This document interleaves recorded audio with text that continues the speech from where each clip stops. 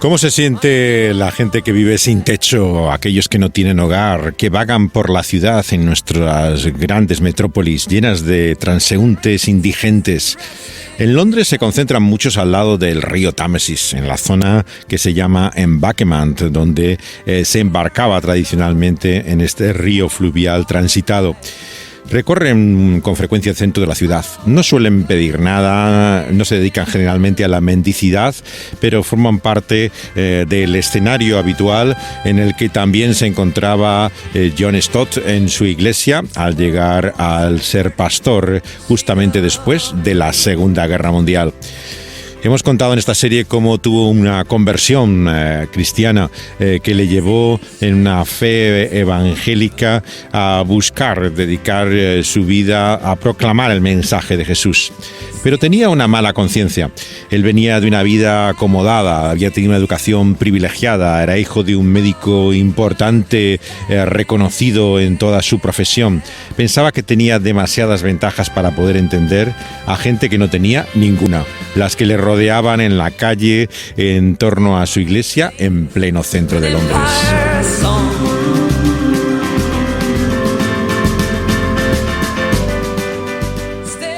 A Stott nunca le gustaba exhibir su espiritualidad ni actos de caridad. Entendía con las palabras de Jesús en el Sermón del Monte que eso era fariseísmo, que lo que haces con la mano derecha no lo debe ver la izquierda, que las cosas que hacemos por amor a los demás es para Dios a quien se lo hacemos. Él siempre se acordaba de textos como el cual Jesús hablaba de la gente que hacía un espectáculo de su religión. Y él siempre evitó todo ese tipo de señales.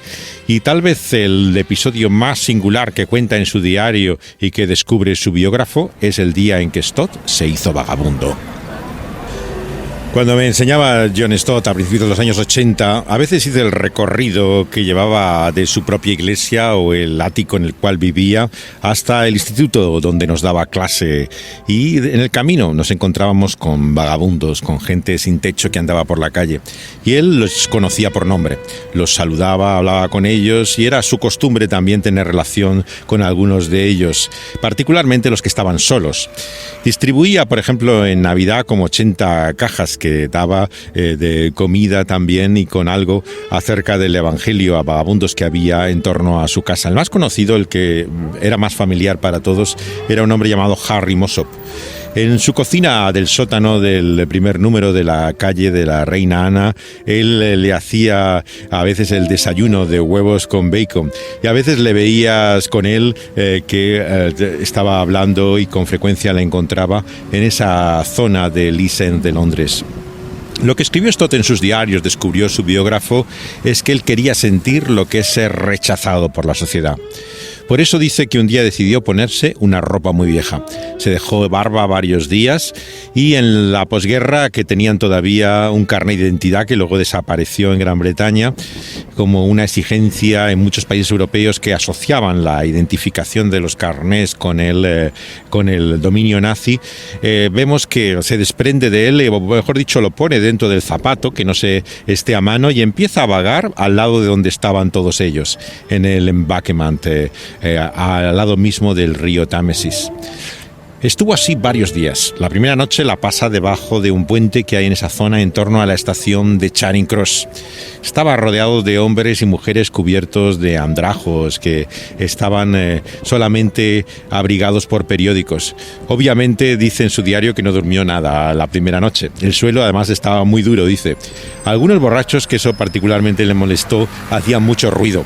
Constantemente estaban despertándolo y no pudo conciliar el sueño. No escribe la fecha exacta, pero podía ser octubre o noviembre por lo que se ve en el diario. Era el principio del invierno. Empezaba ya a hacer mucho frío en Londres. A la mañana siguiente dice que cuando el sol iluminó, dio gracias a Dios por el sol, que brillaba algo, dando algún calor por lo menos a aquellas personas como a él. Anduvo por todo el East End, donde vagabundeaban estos hombres. Tenía tanto sueño después de no haber dormido que quedó finalmente absolutamente preso y de ese sueño en una especie de cráter que había dejado una bomba alemana. Recuerden que estábamos después de la Segunda Guerra Mundial, en un Londres todavía con muchas huellas de lo que habían sido los bombardeos. Cuando abrían las tiendas, los vagabundos se acercaban a los sitios para poder tomar té. Algunas almas caritativas de algunos comercios le sacaban una taza caliente para que lo tomaran fuera del establecimiento. Stott se dirigió a varios también para ver cómo era la experiencia, que estaban limpiando escalones en la puerta al principio del día, pero no le dieron nada. A él no le vieron digno de siquiera de una taza de té. Deliberadamente él iba sin dinero, por lo que se había propuesto que él no iba a comprar absolutamente nada. Todo iba a depender de la caridad ajena. El joven músico británico Ed Sheeran hizo esta canción pensando en otro equipo A que el de la televisión, el que ayuda a los vagabundos, a la gente sin techo en la calle. Y habla en este tema particularmente de una chica que está recorriendo también Londres sin hogar, como aquellos que encontró Stott en aquellos días en que él también se hizo vagabundo. La siguiente noche hizo Stott cola a la puerta de un dormitorio para indigentes que tiene el Ejército de Salvación. Este movimiento evangélico nació en el siglo XIX precisamente en Whitechapel, el lugar al otro lado del río donde los crímenes de Jack el Destripador dieron conciencia al mundo de las condiciones realmente terribles en que vivían muchos en el estado más depauperado de la sociedad inglesa. El oficial, como tienen cargos militares, aparece en el Ejército de Salvación de nombre, aunque en realidad lo que se dedican es a la predicación y a la ayuda social, que estaba en la ventanilla, no era particularmente ejemplar. Dice Stott en su diario que le trató bastante mal y se puso tan brusco e impaciente que Stott no pudo dejar de decirle: como oficial del Ejército de Salvación debería usted de intentar tener otro trato con la gente, ¿no? Que no debería hablarles así, le dijo. El hombre, claro, le miró extrañado y tal vez incluso podía percibir algo de la forma de hablar que no era la propia de alguien que estaba en la calle. El caso es que el dormitorio, dice, no tenía separación alguna, algo particularmente difícil para alguien como él. No había privacidad, era una noche horrorosa. Lo que recordaba y escribió en su diario eran gritos de borrachos, 1 o 2 de aquellos hombres eran probablemente, él creía, enfermos mentales, que suele ocurrir muchas veces con la gente que está en la calle, que daban gritos sin ton ni son. Él fue a un comedor de caridad al día siguiente para poder desayunar. El hombre que le hacía las preguntas empezó a sospechar de lo que parecía un acento forzado, que realmente intentaba evitar la manera educada que tenía de hablar normalmente. Y le dijo algo así como: se acabó la representación, o nos dices quién eres o no puedes entrar. Él no le reveló siquiera a este hombre que él era un predicador, un pastor, pero le mostró, eso sí, el carnet de identidad que tenía en el zapato y le dejó tomar el desayuno. Esta es la canción que hizo Queen para dar conciencia a la sociedad de la pobreza en el mundo. Este es el mundo que creamos, dice Freddie Mercury en esta canción. Y este era sin duda la conciencia que esto tuvo, nuestra responsabilidad en este tremendo mal que sufre en nuestra sociedad. Él era entonces el asistente al pastor, al rector todavía de la iglesia de All Souls. No había llegado todavía a la posición de ser el principal responsable de la iglesia. Earnshaw Smith murió poco después, estaba enfermo en aquellos tiempos y empezó a hacer cambios en la iglesia. Lo primero que hizo Stott es romper con una tradición anglicana, que eran los bancos reservados. En la iglesia de Inglaterra cada familia tenía un banco para el cual pagaba incluso una generosa cantidad para poder sentarse cada domingo en el mismo sitio, y nadie se podía sentar en su lugar. Era una muestra realmente del elitismo que existía en este tipo de iglesias.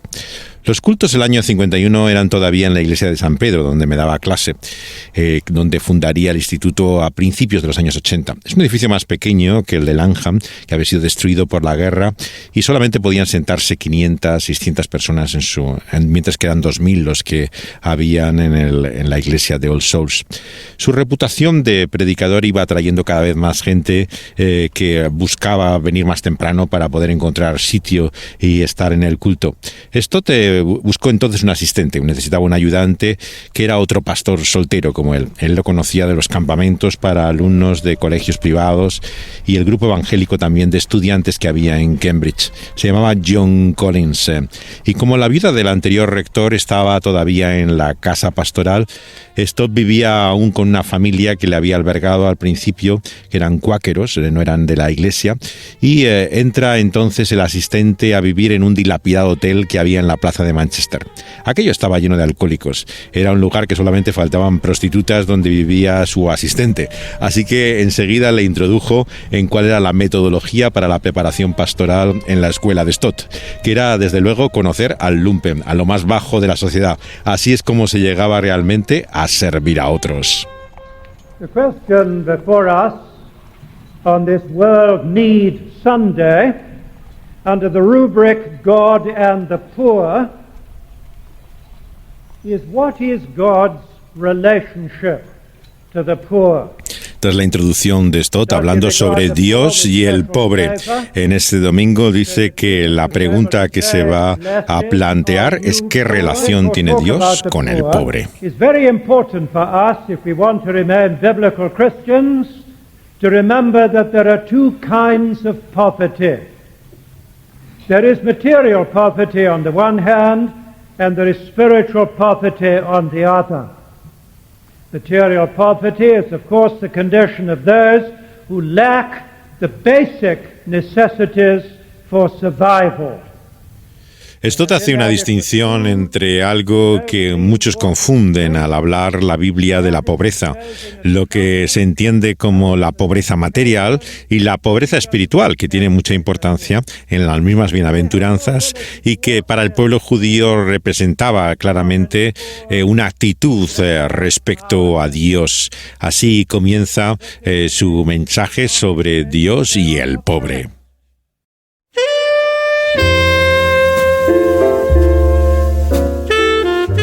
Al estar al lado de la calle donde vivían y tenían consulta los médicos más prestigiosos de Londres, Harley Street, el propio padre se traslada allí también para poder tener su residencia. La iglesia de Stott All Souls era conocida como la iglesia de los doctores o los médicos. Sus padres, por cierto, habían dejado de vivir allí. Desde que su padre había ido a la guerra como coronel médico militar, al regresar se jubila del hospital donde estaba trabajando y ahora residía en un lugar llamado Worplesdon, que está cerca de Guildford. Stott tenía curiosamente un culto en la iglesia al año para médicos, para personal sanitario. 20 años después se amplía al personal sanitario, al principio era solamente para médicos. Los horarios de guardia hacían que, claro, muchos de ellos no podían asistir a la iglesia habitualmente y él hacía un estudio bíblico especialmente para gente que trabajaba en ese área de la sanidad. Era los viernes a las 7 de la mañana, cuando se reunían en el vestíbulo de la iglesia con numerosos profesionales del campo sanitario que no podían asistir un domingo a los cultos. Es curioso que las dos iglesias más conocidas que había entonces en Londres por su predicación, Westminster Chapel, la iglesia de Martin Lloyd-Jones, y All Souls, la iglesia de Stott, tenían pastores con antecedentes médicos. Lloyd-Jones había sido médico, había tenido consulta en el propio Harley Street, y Stott venía de una importante familia de cardiólogos, de especialistas del corazón. Debido al conflicto que tuvieron mucho tiempo después entre los dos, entre Stott y Lloyd-Jones, algunos imaginan que había tal vez cierta rivalidad entre ambos predicadores, pero no era así. Una vez un estudiante recuerda una conversación un domingo por la tarde con Stott al salir del culto. Estaba en la puerta siempre saludando a la gente, dándole la mano y hablando siempre algunas palabras con cada uno. Y le dijo Stott: hola, pensaba que estabas en Westminster Chapel, la otra iglesia. Y le dijo algo tímido el chico tartamudeando: no, yo no soy fan del gran doctor. La respuesta de Stott dijo: no, pues yo sí. Y le cortó de esta manera lo que iba a ser una palabra, digamos, de falta de aprecio por el otro predicador, ¿no? En el verano del 52 acabaron, de hecho, las reformas de la rectoría donde vivía en el 12 de Weymouth Street, que fue su dirección toda su vida. Tuvo la misma calle y el mismo número de su casa. Está solo 5 minutos andando prácticamente de la iglesia y es un estrecho edificio que solamente lo ocupaba el ático, en el cuarto piso. Para subir tenías que tener 93 escalones que tenía el numerado, se decía siempre, hasta llegar arriba. Tenía 2 habitaciones, el salón donde nos sentábamos, en el suelo en aquella época los estudiantes generalmente, y un pequeño dormitorio por el que pasabas al subir hacia arriba, que era su cama, y todo rodeado de estanterías por todos los lados, desde los pasillos, las habitaciones, todo estaba lleno de libros, y en el resto vivía otro personal, digamos, de la iglesia. Él recibía con frecuencia visitas de pastores jóvenes, amigos suyos, que conocía desde los días de campamento. Uno de ellos se llamaba Richard Gorry. Yo recuerdo un domingo que tomó libre en su iglesia donde estaba de pastor para escucharle a Stott. Le pudo oír no solamente 2, sino 3 veces, porque al acabar el último culto le invitó también a cenar, y al pasar al lado de un vagabundo que conocía, el tío John se lo llevó a aquella casa para comer. Claro, el otro se quedó alucinado, ¿no?, de que el siguiente que invitaba a la cena fuera un vagabundo. El indigente, todavía para más sorpresa, le dijo esa noche a Stott que si no quería dormir en su cama esa noche. Y esa noche le dejó la propia cama a Stott para que durmiera el vagabundo. Y él se bajó con un saco de los que tenía para mirar pájaros en el campo y durmió con el saco en el salón, ¿no? Claro, su amigo se quedó absolutamente asombrado. Esta era la relación que tenía Stott con aquellos que no tienen casa. Aunque él había aprendido a hablar en los campamentos, nunca había nada menos parecido a los alumnos de esas escuelas privadas que los chicos que andaban por las calles del West End de Londres. Muchos venían de familias griegas y turcas que hoy llamaríamos disfuncionales. Muchas de ellas dejaban el colegio a los 14 años y distribuían periódicos o trabajaban en el mercado. Es sobre ese ambiente que hizo Phil Collins también esta canción tan conocida, que se refiere no al paraíso que muchos creen de los lugares exóticos de lujo del Caribe, sino el mundo de la gente sin techo. Stott al principio hacía campamentos con estos chicos de la calle. Los llevaba en un todoterreno que le había comprado a alguien que tenía uno del ejército holandés. Otras veces les invitaba a comer huevos con patatas fritas, generalmente en un café que había frente al hospital. O a veces incluso hacía de árbitro de fútbol, porque deportista él no muy era, pero los llevaba a jugar al parque que había en Rillen. Pocos de ellos llegaron a ser cristianos, pero asistían a la iglesia de vez en cuando. Medio siglo después todavía recuerdo que se acordaba del nombre de uno de ellos ya mayor que había estado en aquellos campamentos. Todos tenían recuerdos especiales de aquel tiempo. Estaban en aquella época haciendo campamentos en tiendas de Leona, no como a los estudiantes de colegios privados. Él les despertaba con un acordeón. Había una tienda incluso que colocaba para meditar en silencio.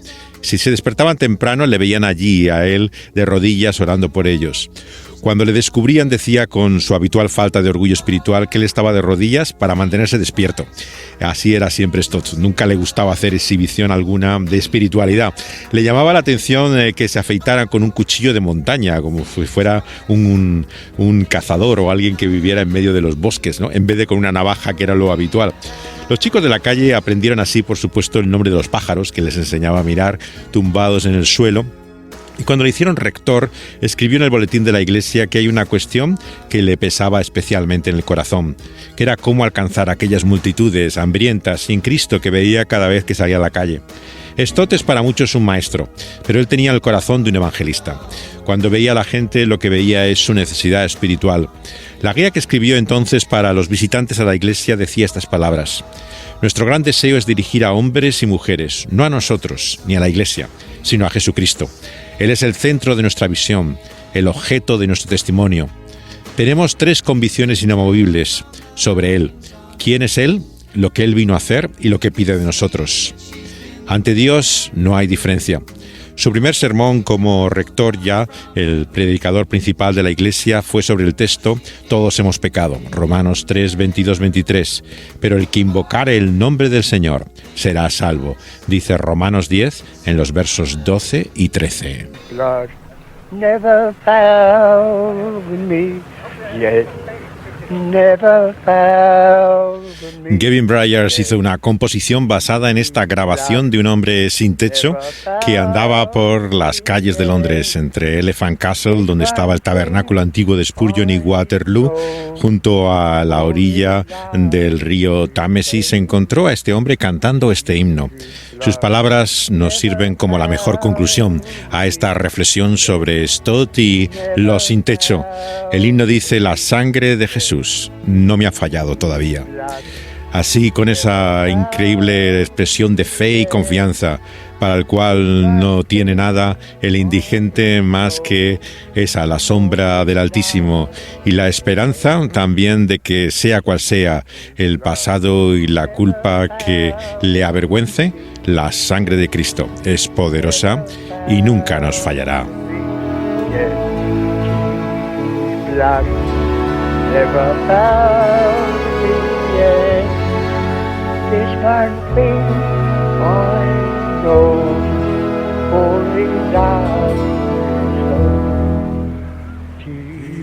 Blood never found me yet, never found me yet. Jesus' blood never found me yet. There's one thing I know, falling down. Es la pasión de Stott por el Evangelio. Seguiremos hablando de ella el próximo día en esta serie que dedicamos por su centenario. Un día el columnista del New York Times, David Brooks, se preguntó ¿quién es Stott? Un periodista como él, judío, se extrañaba de que los medios de comunicación, cuando hablaran del cristianismo evangélico, colocaran a bufones. Mientras estaba aquí este hombre, amistoso, cortés, natural, humilde, autocrítico, confiado, gozoso y optimista. Alguien que no creía que la verdad fuera plural, que no relativizaba el bien del mal, ni pensaba que toda fe fuera igualmente válida. Que creía que la verdad no era un logro humano, sino una revelación. Le sorprendía, como a nosotros todavía hoy, la confianza y la gracia que hay en la verdad del Evangelio de Jesucristo.